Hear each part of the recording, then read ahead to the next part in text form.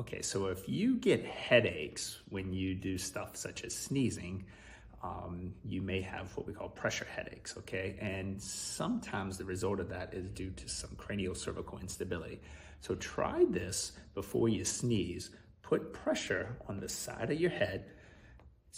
And that would activate some muscles in a rotation and side bending component. So then sneeze and see if that changes, or you could do it on the other side or potentially both sides to try to get the muscles to contract before you sneeze. And then if that seems to help you, then we could potentially go into a cranial cervical instability program to see if you can do it without actually putting pressure on your head.